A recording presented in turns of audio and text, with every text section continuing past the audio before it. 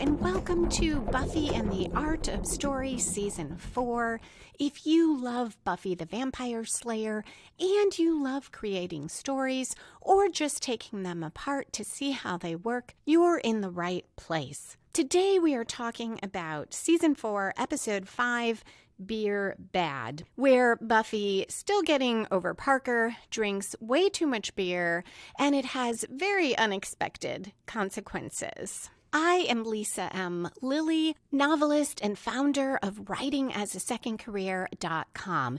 If you enjoy detective mysteries or supernatural thrillers, check out my free ebooks at lisalilly.com/free. As to Beer Bad, today I'll talk about what happens when you don't have an antagonist who actively opposes your protagonist.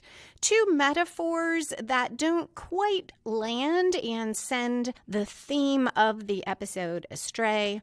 Parallel characters who behave in contrasting ways, and a bit of a fake out for the climax. There will be no spoilers except at the end to talk about foreshadowing, but I'll give you plenty of warning. Okay, let's dive into the Hellmouth. Beer Bad aired on November 2, 1999 for the first time.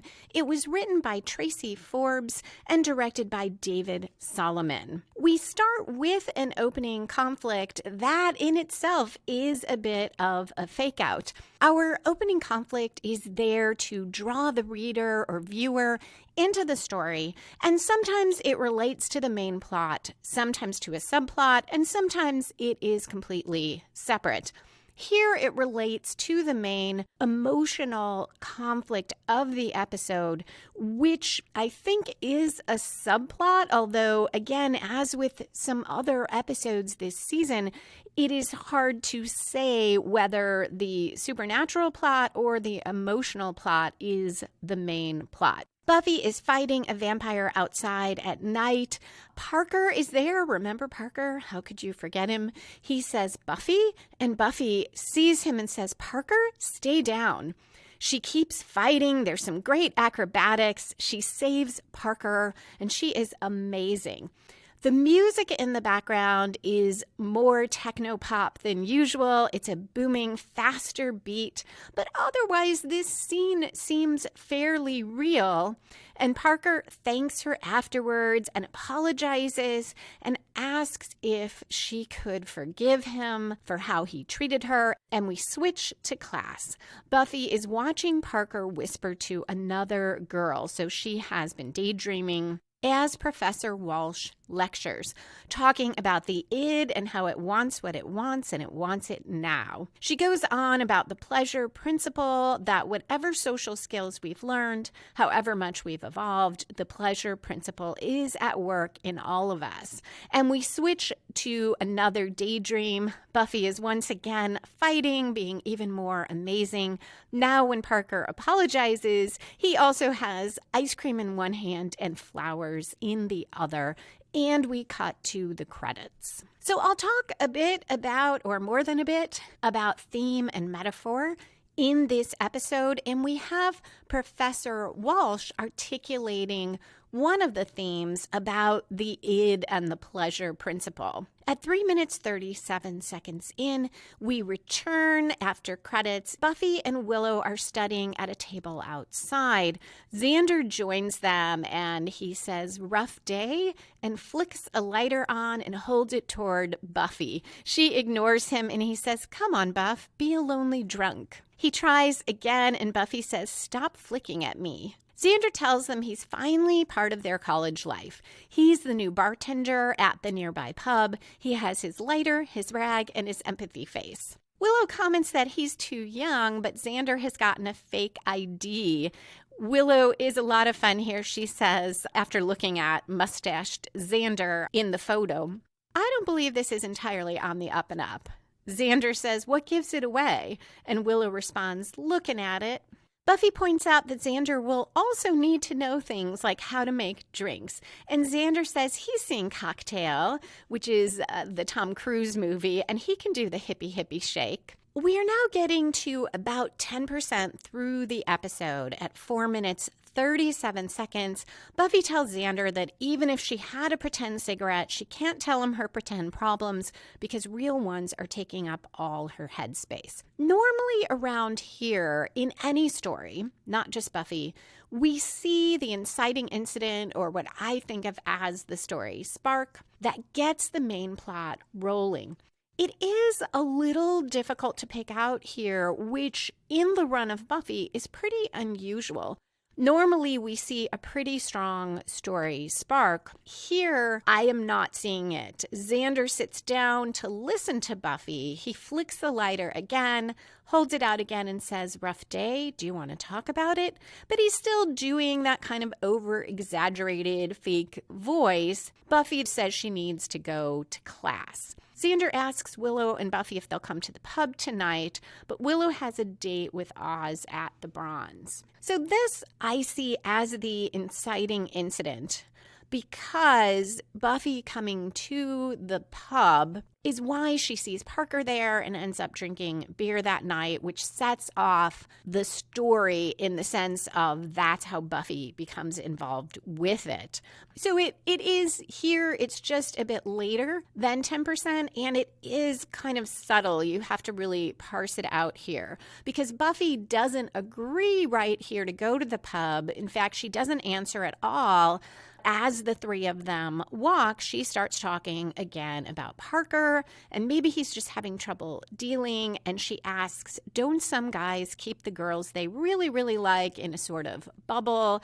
And Xander says, how's the fugue state coming along? But Buffy just continues on how maybe Parker will realize he really does want to be with her. And we do have some more great Willow here. She says, Buffy, that is my best friend, you need to think about not Parker. He's no good. And Willow tells her there are better men where the mind is stronger than the penis. And in a loud, cartoony voice, Xander says, nothing can defeat the penis. And then he backs off and says, oh, that was too loud. I thought this was another Tom Cruise movie reference, which is what sent me to doing a little research. But apparently it's not. It's just Xander trying to be funny. Buffy, though, is still pretty much ignoring him and insists that Parker can be really sweet, and she thinks he has intimacy problems because of the death of his father. I feel for her because I can remember, particularly at that age and later than that as well, that kind of, oh, you know, he has intimacy problems, or all these analytic reasons that my friends and I would go over relationships and why is the guy acting this way, instead of just saying, hey, this is not happening. Maybe the guy's a jerk. Maybe he's not interested. Whatever it is, just move on. It is no help to psychoanalyze. And Willow, I think, has already gotten there because she is unimpressed and tells Buffy she will have to tell her problems to the fake bartender. And Xander says the bartender's always ready to listen. And then we have a fun cut to a noisy bar where Xander is saying, what? Because he can't hear his customers. They are 3 deep. They're all saying their orders. And poor Xander looks so overwhelmed. I remember my first day, my first official job, I was a cashier at a discount store, and it was overwhelming. And these students, they're rude. One of them says, do I have to write it down for you? Xander takes an order for ice water and says, do you want that on the rocks? Buffy enters the bar. She looks around and sees Parker in a booth with yet another girl.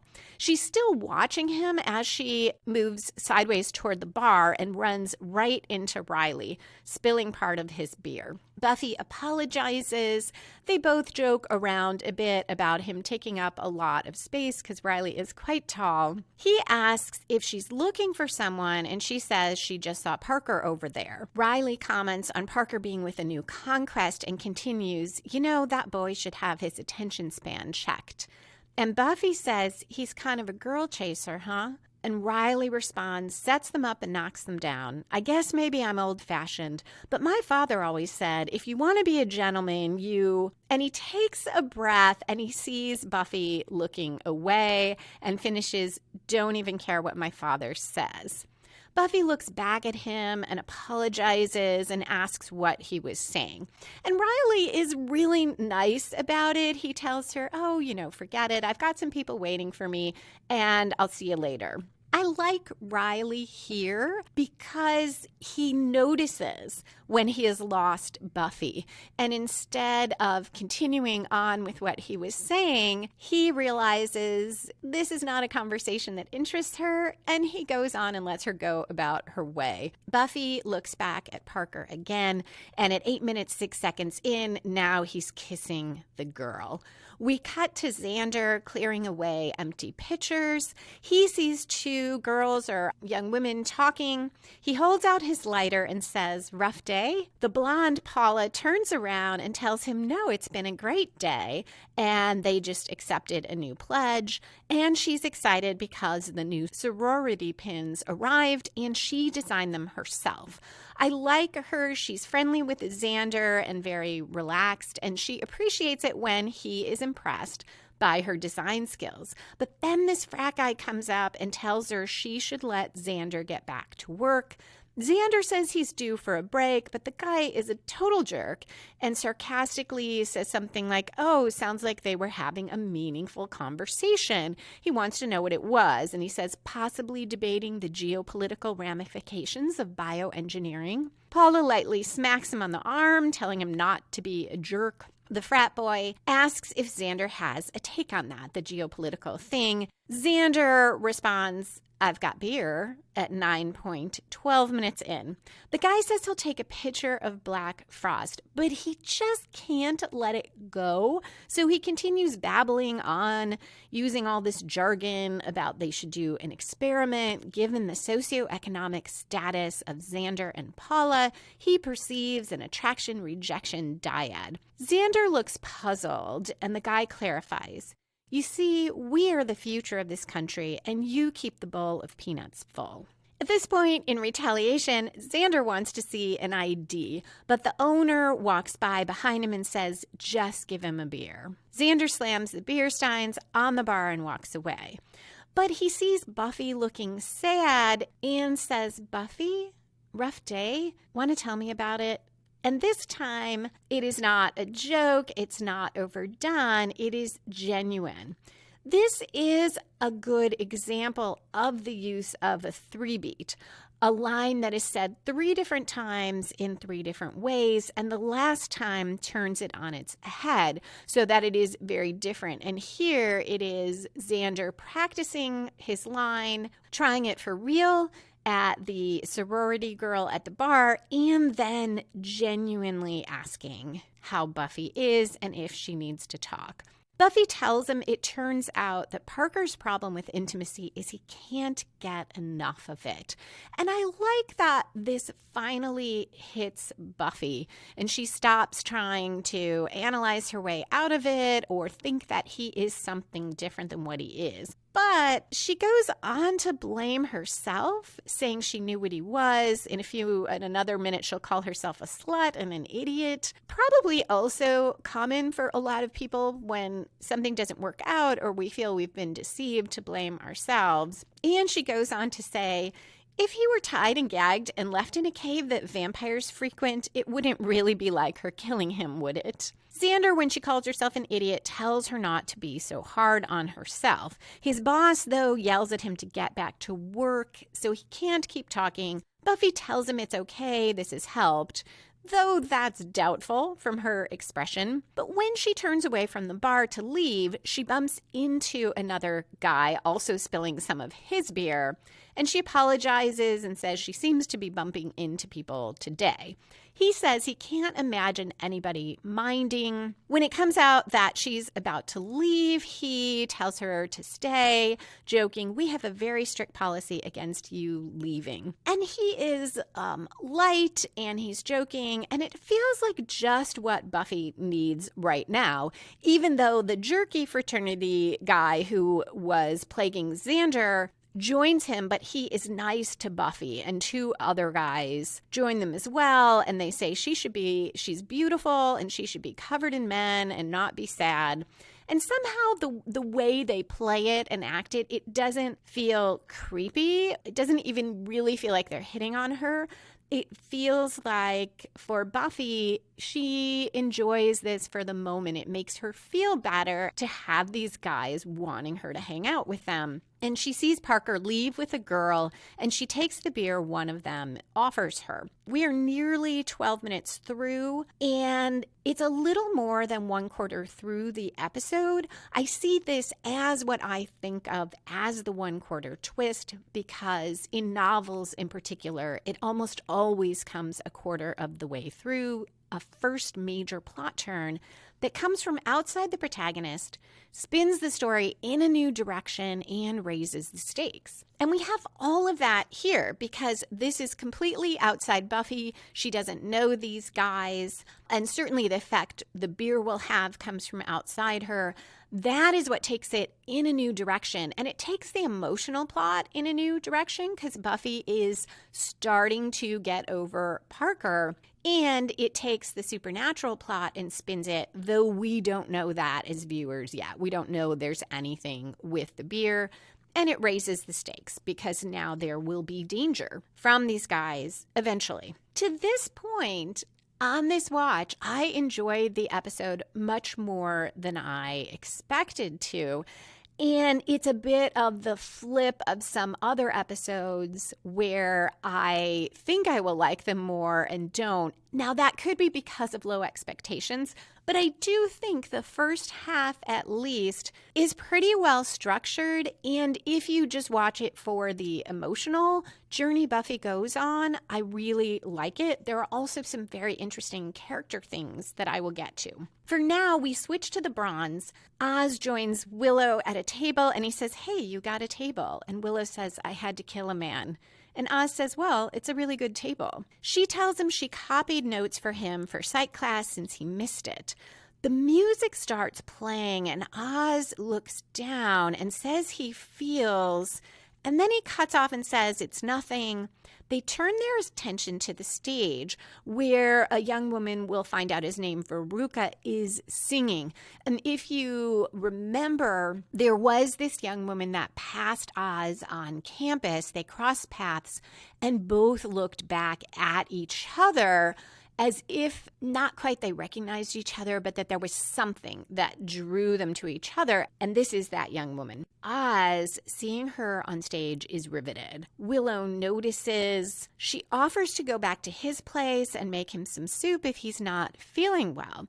He turns his head to look at her, but at first seems confused, like he can't figure out why she's saying that. And then he says, no, he's fine, and looks at the stage again. Willow asks if Oz knows the singer, and he says something like Veruca. No, but he knows who she is. He hasn't met her. He knows the drummer, and he's not heard the band play before. And he again stares at Veruca. At 14 minutes, 7 seconds in, we switch back to Buffy. The guys are saying chug, chug, chug, chug as she drinks. The guy I'll call the main frat guy, the one who was being so awful to Xander, he's going on with more and more jargon, but then he ends with a joke that all these philosophical problems can be solved with beer. Buffy comments her mom always said beer was evil. And he says, evil, good, these are all moral absolutes that predate the fermentation of malt. The other guys join in when he loses his train of thought. One of them mentions Thomas Aquinas. Another throws something at him, and they argue. Xander watches from the bar, and Buffy says, you guys really like to hear yourselves speak, don't you? I love that Buffy, though clearly slightly buzzed, is still Buffy. And she makes this point, and while she's joking with him, she really means this. This is one of the first where I see this really interesting contrast here, because we have two characters, Buffy and Xander, who encounter these guys, or at least the main one. With Xander, he's using all this jargon to put Xander down because he feels like Xander won't follow it. It'll emphasize the divide between them. It's his way of trying to be dominant. With Buffy, he's doing it to impress her. So different based on who they are talking to and what they want. He wanted to put Xander down. With Buffy, for the most part, I don't feel like these guys are hitting on her, but they definitely like her and find her pretty. Then when we look at it and compare Xander and Buffy, Buffy recognizes what they're doing. Maybe not that they're trying to impress her or that they do this to put people down, but that they just love to hear themselves talk. This kind of jargon doesn't impress her. She's not seriously putting them down for it, but she is pointing it out. Like, hey, I see what you're doing here. You guys just like to hear yourselves. And you contrast that to Xander, who did feel put down by it. It's not that he doesn't follow this philosophical babble because Xander's dumb or uneducated. It's the guy's a jerk. Xander knows the guy's a jerk. I think the difference is it works on Xander because of how he already feels in relation to these guys. Back to the frat guys, one of them says they're losing Buffy. So the main one asks her, what does she like? And she says she doesn't hate this, meaning the beer, for a start. It seems like they are all having fun and Buffy needs this right now.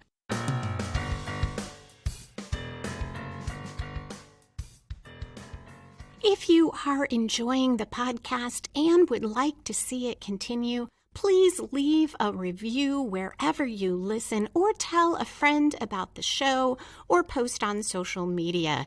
You can also support Buffy and the Art of Story by supporting me on Patreon. There is a link in the show notes, or you can go to lisalilly.com/Patreon, and you will get access to bonus content. I just recorded a bonus section about the things that we've been hearing about the creator Joss Whedon and how he treated actors on Angel and Buffy. I am talking about it solely from how that might affect how we view these stories. And it should be there on Patreon now through the magic of time travel by the time you listen to this.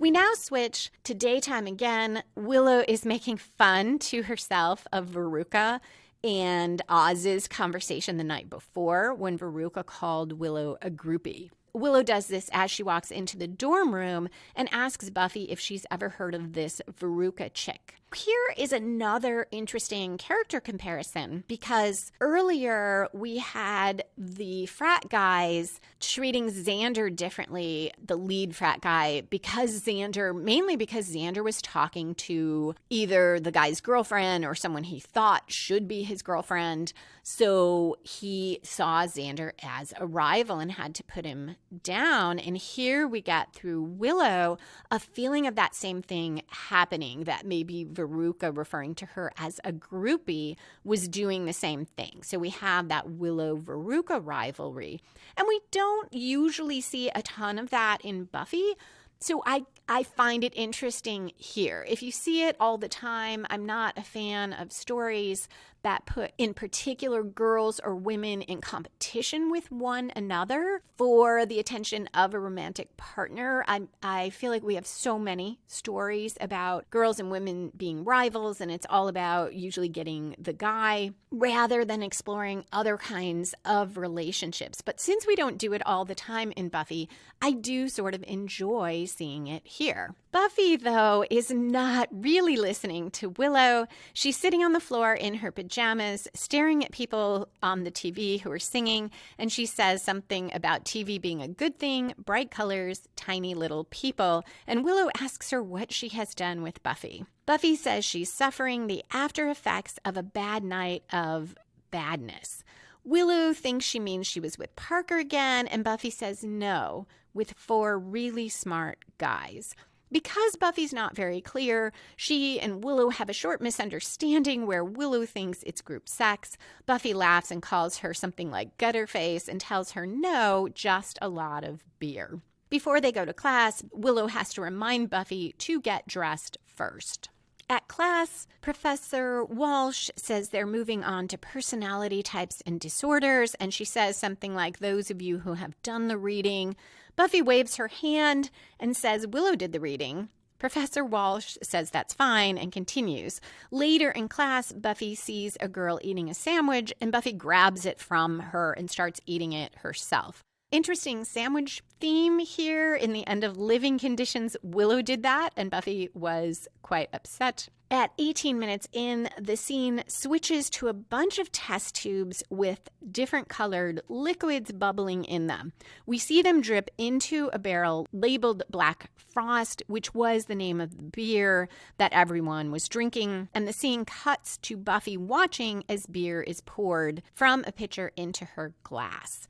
Buffy and the frat boys now all seem pretty drunk. They're all talking in very short syllables. And Xander, again, watches from the bar, and he ignores this pretty young woman who says she's having the worst day and asks if he has a light. He holds up a no-smoking coaster sign at her, and she sighs in disgust. I enjoy this moment. It feels a little off because we already had the 3-beat, and this really would be the subversion of it. I guess you could see it as a 3-beat at the bar alone, because then it would be Xander trying it out on the first young woman from the sorority and, getting a response. She didn't have a bad day, but she talks with him. Then with Buffy, he genuinely asks about her day. She shares with him, and here, despite all his practicing this to meet girls and talk to them, he just ignores her because he is concerned about his friend. At the table, the main frat guy says he likes girls and he pounds his fist on the table. Buffy calls him stupid, and they all call each other stupid, and one guy falls off a chair. We're at 19 minutes 31 seconds in, and we are with Willow in the hallway at the dorm. Oz walks up behind her. She asks how he's feeling because he wasn't in class again today, but he says he's fine. He was practicing, and then he tells her that Shy is playing again tonight at the Bronze, and he clarifies it's Veruca's band. They asked Oz to sit in. He thinks it would be great if Willow could be there. Willow responds, 2 Veruca shows in 2 nights. You sure you want to share your groupie? And she's not over sarcastic, but we can tell she's not thrilled, and she tells Oz she's going to study because of the fun. I thought she was referring to studying there, like joking all this work and calling it fun. But Oz seems to take it as she is saying it wouldn't be fun for her to hang out and just watch him play. And he says he can see where it might be dull for her. There's this very awkward moment, and then Willow just says, "See ya," and walks the other way. At 20 minutes, 20 seconds in, Buffy and the guys are the only ones left in the bar. They're all sort of slumping on the table, laughing, still calling each other stupid. Xander turns on the jukebox, which draws Buffy over. She seems not to recognize what it is, and she climbs on it, tells him she wants more beer. Xander says he cut her off. She asks if it hurt. He then picks her up and carries her toward the door. She is kind of half resisting, saying she wants more beer, beer good, and Xander tells her beer bad, bad, bad, bad. For the most part, Buffy's pretty agreeable, and she heads out the door. We have reached the middle of the episode. If you have been listening for a while, you know that here I look for either a major commitment to the quest by the protagonist or the protagonist suffering a serious reversal. Because in really strongly plotted stories with a lot of momentum, that is what we typically see. And here is where the episode, I guess it's a little before this when we repeat the frat boys with the calling each other stupid thing. But this is around where the episode really starts to flag for me. There is still some great stuff to come, but I feel like the structure here, in addition to some of the other things, just isn't there because we don't have any sort of Buffy committing to anything. In fact, she's kind of passive. Xander tells her to go home out of concern for her, and she goes home. And there isn't at this moment any sort of reversal for her or anyone. We switch at 21 minutes 56 seconds in to Willow. She is going into what I guess is the student union, and she sees Parker standing there. And she goes over to his table, stands in front of him, crosses her arms, and says she wants to give him a piece of her mind. I'm tired of you men and your manness. She tells him Buffy's really hurting. In fact, she's in need of a big, quote, mental tidy, unquote. So I like this scene overall, this scene and the next one, because it's going to be broken into a couple scenes. This line, though, I don't know why, it just does not feel like Willow to me. The other thing is when it comes to the structure of the story, we really have Willow making that commitment here, sort of throwing caution to the wind. She is going to confront Parker. If this were a story about Willow helping her friend get over Parker and Willow is essentially the protagonist, this would be a great midpoint, and it does come right about there in the episode. But it's not that story. Willow is one of many pieces, so it doesn't give the story that momentum. Also, a subplot can have and should have its own plot points, and often a really good subplot will have that commitment or that major reversal. It might not come exactly in the middle of the story as a whole, but generally is somewhat in the middle of the subplot. The issue here, though, with that is Willow and Oz are not quite a subplot here. They are, but it is part of a running season subplot. Also, a strong midpoint, it is a deliberate choice or action by the protagonist. And here, as we'll see, Willow is talking not just about Buffy and Parker, but about herself and Oz. But it's not really throwing caution to the wind to confront Parker. It would be throwing caution to the wind to confront Oz. Parker pretends he doesn't know what Willow means. Willow tells him Buffy shared something very intimate, and he acted like it was nothing more than a bag of some kind of snack food. Parker says, Willow, I'm not sure I need to explain my actions to you, but if that's what you want, and I love this, Willow says, yes, followed by an admission of undeniable guilt. But go on. Parker, looking very serious and deep, says that some relationships center on deep emotional ties, but most of them, according to Parker, are two people passing briefly. And just for one night, can't two people who feel an attraction, quote, come together and create something wonderful, end quote, and then go back to their lives without overanalyzing it or wanting it to be more. He has done that, and Buffy should too. Now, Willow does have some awareness that she is also upset about Oz because she says people like Buffy and her feel like intimacy means something, and she says people shouldn't have to ask, are you going to be eyeing other prospects tomorrow?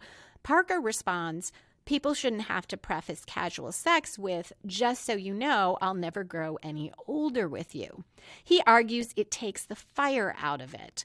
Willow says maybe. Now Parker tells her he doesn't regret what happened, but he's sorry Buffy's hurting. And he says, quote, if I misled her, I'm sorry for that too. I didn't mean to. I'm impressed that you care so much about her. You are a good friend. Such a classic non-apology apology. Now we switch to Xander. We're at 24 minutes 51 seconds in. He is telling the frat boys that he needs them to settle up about the bill. The main frat guy leaves to go to the bathroom, and the other guys throw some money on the table, which Xander takes. And then I do enjoy this. He claims that he's always had a problem calculating the tip. They're so brainy, maybe they can help him out. And if people usually tip 30%, that makes the tip what? And they all are way too drunk, and they just slide a bunch of bills over to him, more money, in a pile, and he tells them it is so the right amount. Then there are loud noises from the restroom, and the frat guy comes out, but now his hair is long, his brow is heavy, and he knocks Xander out. So this is over 26 minutes in, so well past the midpoint. Episodes are typically 42, 43 minutes long. This is a pretty major reversal that this guy is now a caveman, that he knocks Xander out. It is not even here a direct reversal to Buffy, though we can certainly see how it could be. So maybe this would have worked better if we had this before the Willow Parker scene, because at least we would have had that sense that, oh, hey, something dangerous is happening. The other thing is, I'm not worried at this moment about Buffy, because switching to Parker and Willow gave me the sense that a fair amount of time passed since Buffy left. So in my mind, she's already back at the dorm and she's fine and not in any immediate danger from these guys. Where if this happened right after she left, we might feel more of that sense of it potentially being a reversal for Buffy. Of course, we are concerned about other students on campus as well, but typically at a midpoint, you want it to be a very direct reversal affecting the protagonist. We cut to a commercial, come back, Xander is still on the floor, the cave guy is grunting at him and pounds his chest. The other frat boys are nervous, they're wanting to leave, but now they change too on camera, turning into cavemen. Xander comes to, they close in on him, and he flicks his lighter at them and says, "Fire bad, fire angry," and they run off and he shuts the door. Xander now runs into the back room. He says to the owner, Jack, "There's a problem. The guys are turning into cavemen," and Jack says, "They had it coming." We switch to the cavemen. They're running through campus. They're hooting. They're eating leaves and branches. This is really where the episode falls apart for me. I am not, and I know I'm not supposed to be, I am not at all invested in these guys. And the problem with that is it makes them dull. I don't have any real interest in following them. And it's partly, it's sort of a goofy plot device, but Buffy often makes that work. The reason I think it doesn't here is there's no motive that we can see. Why did that first frat guy club Xander? I guess it could go back to him remembering seeing Xander as a rival. But now they're outside, they're hooting. I think it's the same guy, clubs one of his friends and knocks him out for no reason we can see. And my question is, okay, are we saying this is how cave people acted? I don't know that there's evidence for that they just sort of randomly ran around and terrorized each other. I guess what we're saying, since the analogy is to beer, that alcohol makes people do that, but I'll have some thoughts on that in a few minutes. For now, we go back to Jack and Xander. We have another parallel between two characters going on. Jack says how he's been taking abuse from these snot-nosed kids for 20 years, and he says drinking their fruity little microbrews and spouting out some philosophy like it means a damn thing, thinking they're different from us. And Xander's pretty funny. He says they are now. Jack tells him beer is the great equalizer, and Jack explains that his brother-in-law is a warlock and showed him how to do it, and it's neat, and Xander says it's not neat. He served them that beer, and then he says he served Buffy that beer. But Jack tells him relax, it'll wear off in a day or two, and Xander says in a day or so, someone could get killed. At 29 minutes, 21 seconds in, Xander continues, "You're a bad, bad man." So while this is supposed to be a light episode, I feel like we missed a little bit of an opportunity here to explore differences between Xander and Jack. The frat guys similarly abuse both of them. Xander, though, feels differently. Jack's view is they had it coming, and he sees himself aligned with Xander.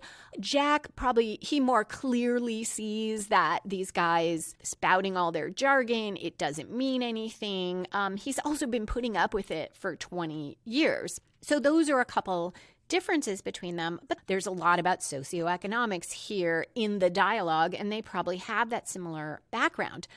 But while Jack is like, hey, they had it coming, Xander is appalled. Now, maybe he's less worried about the guys than what the guys might do, but he is concerned about the larger responsibility. He feels responsible just because he served them the beer. There's an added layer that he realizes he served it to Buffy too, so she is in direct danger. But even before that, he's concerned about the larger community in a way that Jack is not, because Xander correctly perceives that these guys could do a lot of damage.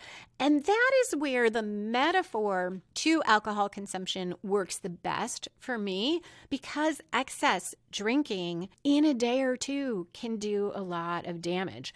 I've talked a little before about my personal experience that my parents were killed by an intoxicated driver. The fact that he was just drinking that day didn't mean that he posed no danger. He killed 2 people. He started drinking, I think the record showed, 4 hours before the crash. Also, in the criminal defense work I've done and the criminal defense lawyer I've worked with, he tells me an awful lot of his cases, alcohol is involved. People become more violent. Some people with alcohol, there's more abuse issues, there are more fights, and more people get killed. So that metaphor to some extent works, but then it falters because, for one thing, not everybody becomes that way when they drink to excess. So it doesn't quite line up, which undercuts our theme. Also, we don't want our protagonist, Buffy, who has also been drinking a lot, to do anything dire. We don't want to see Buffy kill someone by mistake, although the episode will kind of flirt with that. But it makes the metaphor less powerful because we are not going to that place with our protagonist. Going back to our cave guys, cars come down the street. They are a little confused by them. One guy walks in the street and gets hit. A student gets out of his car, sees the cave guys, and run off. 3 of them start to chase him, but then they stop and beat on the car. At 30 minutes, 27 seconds in, Xander and Giles are rounding the corner in the dorm. Xander tells Giles that Buffy didn't have that much to drink. Giles can't believe that Xander served her the beer. And Xander says, "I didn't know it was evil." And Giles responds, "You knew it was beer." And Xander says, "Well, excuse me, mister, I spent the 60s in an electric Kool-Aid funky Satan groove." And Giles tells him, "It was the 70s, and you know better." But good point, Xander. The dialogue is telling us Giles thinks serving Buffy any beer was dangerous and evil. It's a very heavy-handed sort of message. And it's ironic because, you probably know, this episode was written, either the show got funding or was trying to get funding for a government anti-drug and anti-alcohol campaign, and it didn't end up getting it. So we got this heavy-handed beer bad theme, literally. And the people who wrote the grant said, this isn't about beer, it's about magic, and rejected it. And my first thought was, well, they don't understand metaphor. But then as I looked at this episode, I thought, oh, maybe they do. And they realized the metaphor doesn't quite land. Anyway, we are reaching about 3/4 through the episode. There we typically see our last major plot turn. It should grow from the midpoint this time, rather than coming from outside the protagonist, and take the plot in another new direction.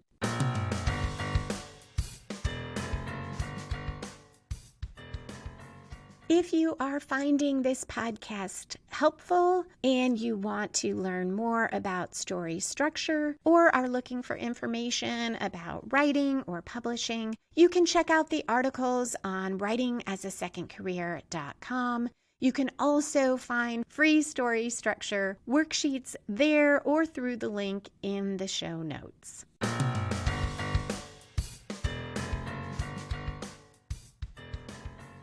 So at 30 minutes, 42 seconds in, Buffy is in her room drawing on the wall. Her hair is all stringy. She pounds on a stick figure on the wall and says, "Parker, bad. This does build on her drinking so much beer, so it roughly corresponds to the midpoint and comes out of it. If this had been structured slightly differently, this three-quarter turn would work fairly well. It takes us in a new direction because now Buffy has both Slayer strength and presumably the id or sensibilities of a cave person. And that seems to be what we are seeing about cave people, that they embody the id that Professor Walsh mentioned in the beginning, that pleasure-seeking principle. Again, I'm not sure there is actual evidence for that, but this is what the world of the story is positing. We switch back to Parker and Willow. I do enjoy Willow quite a bit here. Parker, still being very serious and deep, says he doesn't like to brag, but he does get to know a lot of women, and he hasn't found the one yet. And then he says, Willow, can I tell you something kind of private? Willow says, okay. She's looking serious and intrigued. She says, what is it you wanted to tell me? And Parker says, just that. And he touches her hand. I've enjoyed talking with you here tonight. And Willow says, I'm wondering something about you. Parker responds, what? And Willow says, just how gullible do you think I am? I mean, with your gentle eyes and your shy smile and your ability to talk openly. And she goes on that this is not connecting, it's not intimacy, it's just the pleasure principle. All he's thinking is how to jump her bones, and men haven't changed since the dawn of time. This is a slightly different metaphor. We are separating it from beer and going directly to that idea of, I guess, that all men are like this. All men, because she says, I've got your number, id boy. They're all motivated by the id. Does this part of the metaphor work? At the moment, this is definitely how Willow feels. But at the same time, we're shown Giles. Even in this episode, Xander is not motivated by this. In fact, he abandons his quest to draw girls or women in with his bartender routine to be concerned for his friend. And Jack, for that matter, is motivated entirely differently. He's not acting out of the pleasure principle that I can see. He's wanting revenge. I guess you could say that relates to the id. But having these different men here that we spend some time with that don't fit this metaphor also undercuts it to some extent. So this line, men haven't changed since the dawn of time. Of course, then these cave guys burst in to the student union. We also could see this as the three-quarter turn, the last major turn in the story, because this is the first time these guys are directly presenting a danger to one of our main characters. This scene falters for the same reason as the others with the cavemen, because we don't know why these guys are acting this way. They do have a couple girls with them. I don't believe I ever noticed that before until I looked at it for this. Parker and Willow get in the way of the cavemen, who knock both of them out. We switch to Giles and Xander, watching Buffy entertain herself by spinning on a chair. Xander makes the mistake of saying Jack said the effects of the beer would wear off. So Buffy starts demanding more beer, and when Giles tells her she can't have it, she glares at him and says, want beer. And Xander says, Giles, don't make Cave Slayer unhappy. Buffy pounds her chest, pushes Giles, and runs out. Xander runs after her. We're back to the cave guys. For whatever reason, they have built a fire. They were afraid of it before. I'm not sure if maybe somehow the fire happened accidentally, but I don't think so. Anyway, there's a fire. They're hooting and yelling and waving their clubs. Willow is still unconscious on the floor, and we cut to a commercial. We come back. The fire is getting out of control. Xander is outside yelling for Buffy. He finds her and says it's good she can't find any beer. Freshman girl not able to hold the beer, shouldn't have it. Which isn't really the issue. It's not that Buffy can't hold the beer. It's that it was enchanted. So maybe this is more evidence that the people who were writing the grant were correct in saying that this is not really an episode about overconsumption of alcohol. Buffy sniffs the smoke in the air, says fire bad, and runs in the direction of the smoke. The cave guys are still hooting. They pull Willow away from the fire. Buffy runs in. We're almost 37 minutes in. She sees the flames. She grabs a fire extinguisher but can't figure out what to do with it and ends up just throwing it. She sees Willow. She dives over the flames, goes to Willow. Outside, Xander runs to the student union down the stairs, yells for Buffy, doesn't see her, runs out. We're back to Buffy. She sees a window. She leaps up, grabbing onto pipes in the ceiling to swing over and kick it open. I am not sure it is a great idea to get more air into the fire, but I guess they do need a way out. The cave guys put furniture in front of it, climb out. The other girls get out.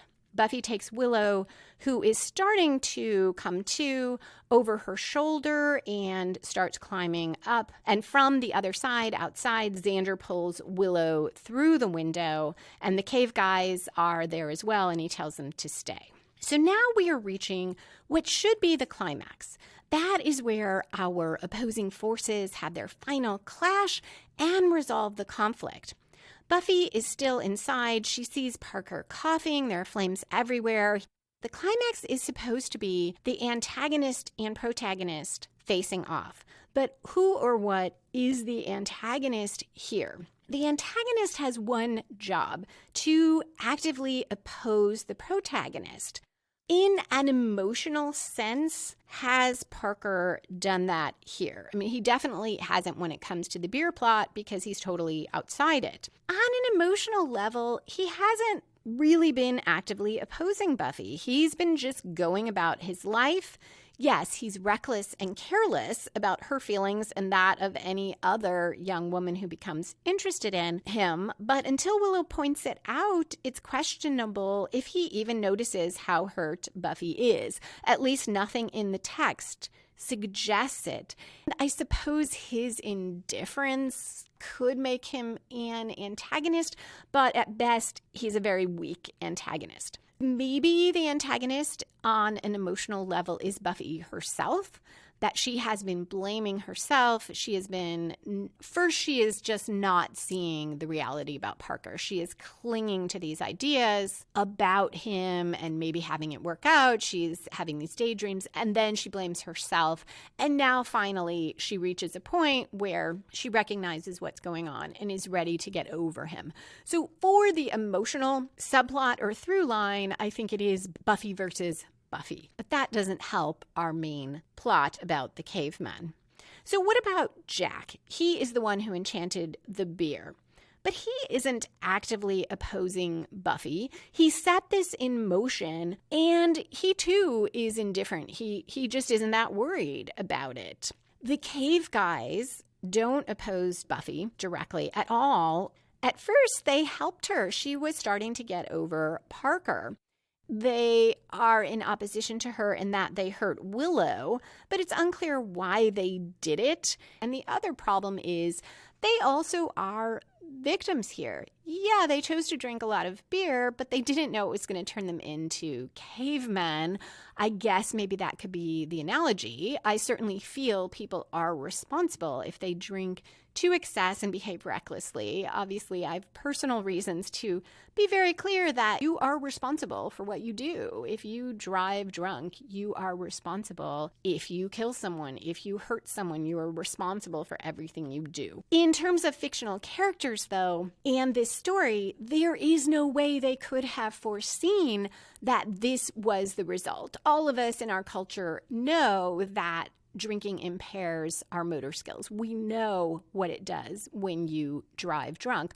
There is no way these guys knew that alcohol was going to turn them into this. So that makes them, even if they more actively opposed Buffy, they would be very weak antagonists. So we're left with maybe beer as the antagonist, but again, beer by itself doesn't do anything. Essentially, I feel like we don't have an antagonist here. So maybe it's not surprising that our climax is not all that climactic, although I do enjoy parts of it a lot. So let's go back to it. Buffy is saying, or Parker is saying to Buffy, what can we do? She, though, looks at him and clubs him over the head and knocks him out. we cut to the commercial.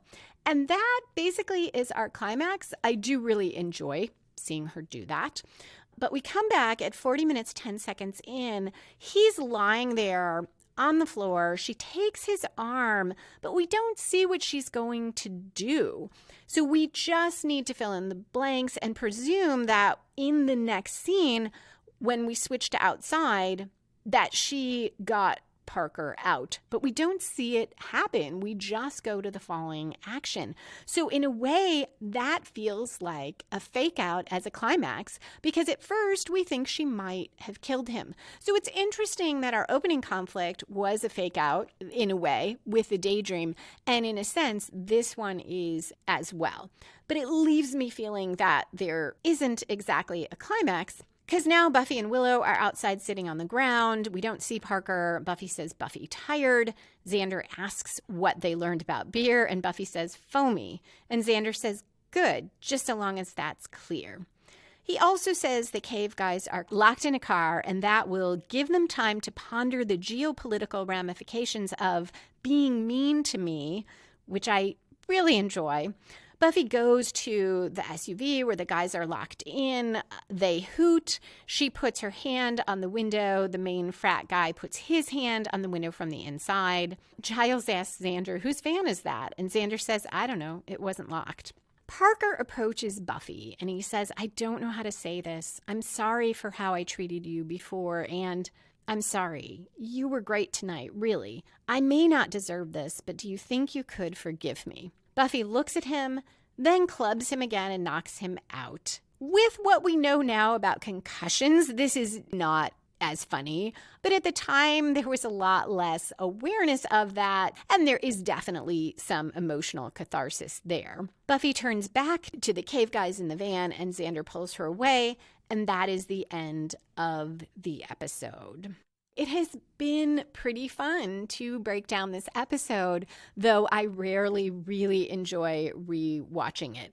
I do have a few more things in foreshadowing in the spoiler section. I hope you will stay tuned for that. If not, thank you so much for listening, and a special thank you to patrons who support the show. I hope you will all come back next Monday for Wild at Heart, where Oz gets out of his cage.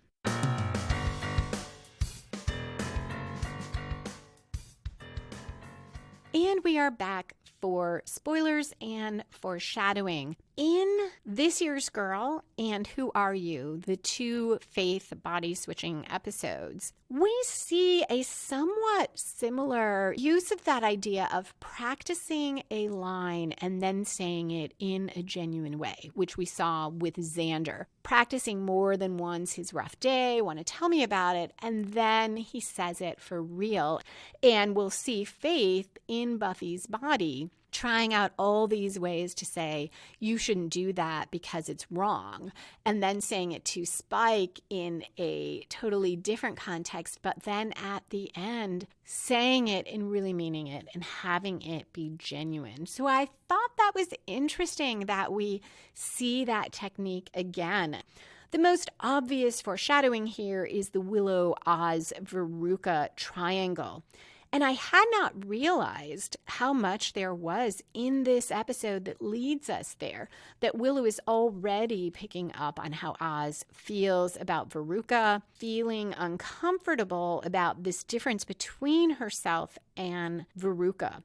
And I feel like the writers are doing this somewhat purposely. We get a lot of Willow being this sort of cute, oh, I can make you soup, while Oz is staring at this young woman singing, who there is this sexual attraction there. Even Willow's mental tidy comment, I feel like is almost to make her seem more nerdy and more dorky in comparison, because we will see her next week in Wild at Heart so hurt when she says to Oz, or asks him, that he was attracted to Veruca in a very sexual, maybe she says animal sort of way, that he does not feel for her. I like Riley being the catalyst for Buffy finally getting what is happening with Parker. It sets up the two of them as a couple in a nicely subtle way. I don't know that he recognizes that she's hung up on Parker, but whether he does or not, he's kind, he jokes with her, and he recognizes when she really doesn't want to hear him going on about his life philosophy, unlike the frat guys who just love to hear themselves talk. So we have another contrast there, somewhat parallel situation, because she dumps Riley's beer, she dumps the frat guy's beer. They both kind of help her down this road and to feeling better, but behave differently. I had never noticed before that in this episode, Oz misses 2 psych classes.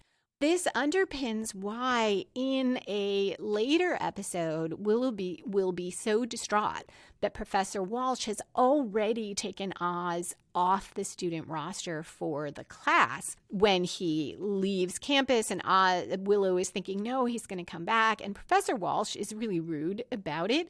But this gives a little more support for her doing that. I had forgotten that Oz already missed 2 psych classes. Obviously, non-college guy Xander, we're building on that theme of Xander feeling like he doesn't fit in his friends' lives, of feeling that he is on this different path, and people making him feel inferior for that.